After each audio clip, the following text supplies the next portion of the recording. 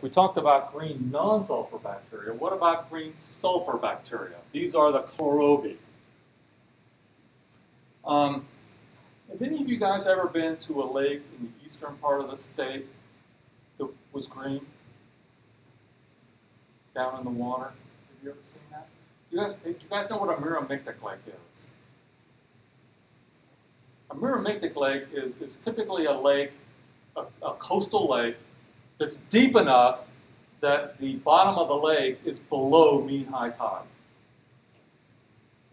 The result is seawater infiltrates into the bottom of the lake through porosity in the rock. And you end up with a lake then that's in two layers, salt water at the bottom and fresh water on top. These are actually quite common in eastern North Carolina. Salt water contains a fair bit of sulfate. And sulfate trapped below in the bottom of these lakes and you get organic material washes into it, and you get sulfate reduction in these lakes. So it's the same as the black stuff at the bottom of your Winogradzki ponds. And so organisms grow in there heterotrophically on things like leaf debris and that sort of thing. And reduce that sulfate as a terminal electron acceptor for anaerobic respiration. Reduce it to sulfide. And the result is you get this salty, anaerobic, sulfide-rich bottom layer of the lake. And then an upper freshwater aerobic part of the lake. And at that interface, it's quite common for there to be a layer of green growth in the water. And that's these organisms right here. So they're living in an anaerobic part of the environment. They get exposed to sunlight, lots of sulfide. Perfect for the growth of these organisms. This is all of them. There really aren't very many of them. They're strict photolithoautotrophs, meaning that they can't use organic material from the environment for either carbon or energy. They get energy from light and carbon by using the reverse TCA cycle and fixing their own carbon.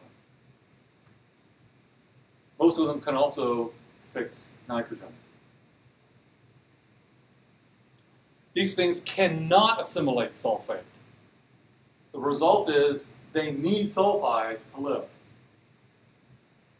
That sulfide goes into sulfur-containing proteins and iron sulfur centers and all the other stuff you need sulfur for. And so they need sulfur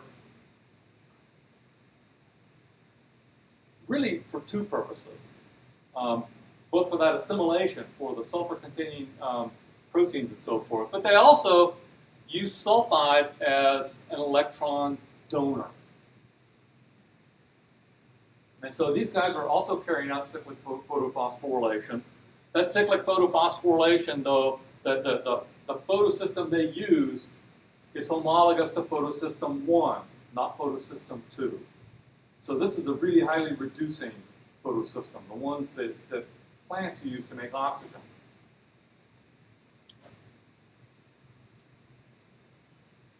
Elemental sulfur is the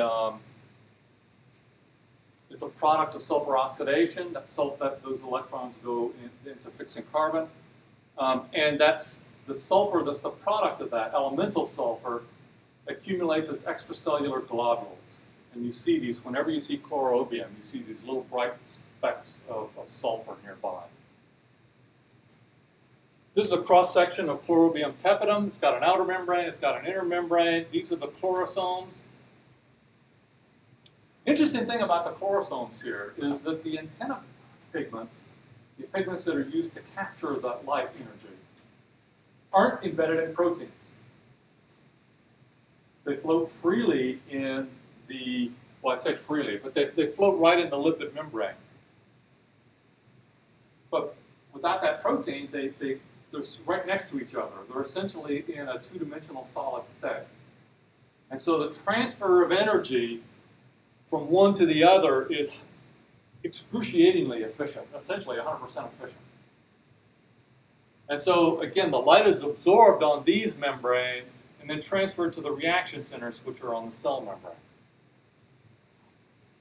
that solid state transfer of the excited electron is essentially lossless. And so these organisms can grow under much weaker light conditions than most phototrophs. Yeah? So what would be the advantage of not doing this, not binding those pigments in the protein? Pigments are expensive to make.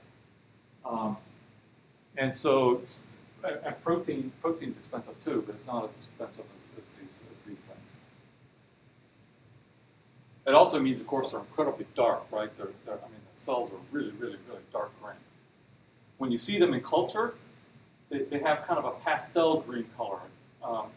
The green comes from, of course, the photopigments, and the pasteliness is actually white from the sulfur particles that are mixed with them.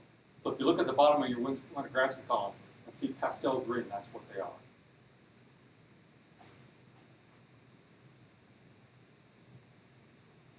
These organisms participate in a really cool symbiosis that I mentioned way at the beginning of the class. And here's a picture of one. All the things you see are Chlorobium. But in the middle of this thing is a beta proteobacterium, a heterotroph. The Chlorobium are non-modal.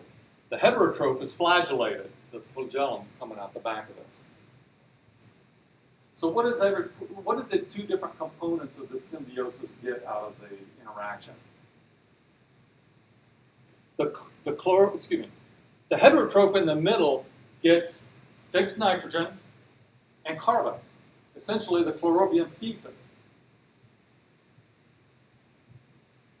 What does the Chlorobium get out of this? Why is it willing to provide these resources to the heterotroph? Because the heterotroph provides motility.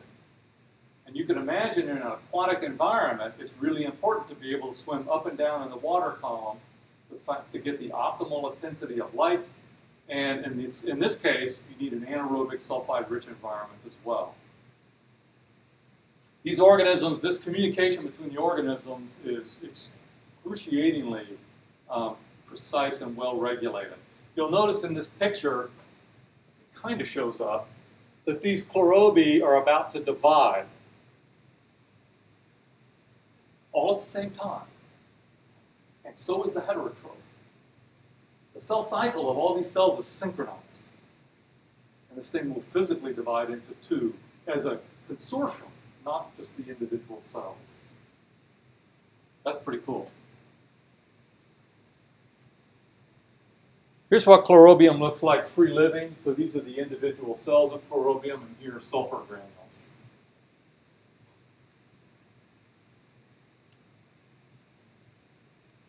These things don't even produce gas vacuoles. Organisms, that's why they like this symbiosis, because a lot of organisms use gas vacuoles to control their place in the water column, but these organisms can't do it. Yeah, what's your question? I have a question on the symbiosis.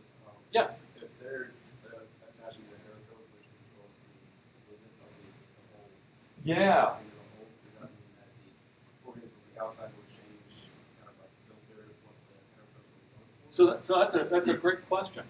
So the heterotroph in the middle is providing the motor power to move it around.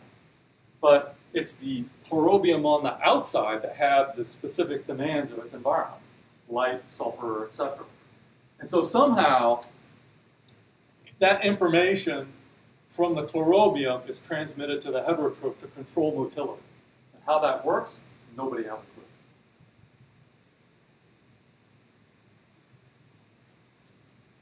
I think you can presume that it involves the standard key chemotaxis system in the heterotroph. But how those signals are sent in a real specific way is unclear. Here's one of my favorite. We see this in the Winograssi columns once in a while, which is why I show it. Helidection. You look at this thing, and most of the time you have no idea you're looking at a living thing. That forms these kind of rough filaments with sulfur granules. They look like they're inside the cell, but they're not. They're in the paraplasm.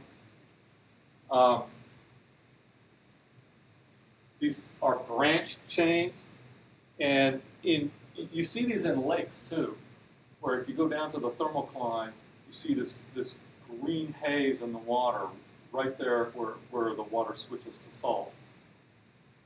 These organisms have gas vacuoles, so they can move up and down in the water column by controlling how much gas is in those things. And these filaments form a three-dimensional lattice, microscopic lattice. It's kind of like a gel.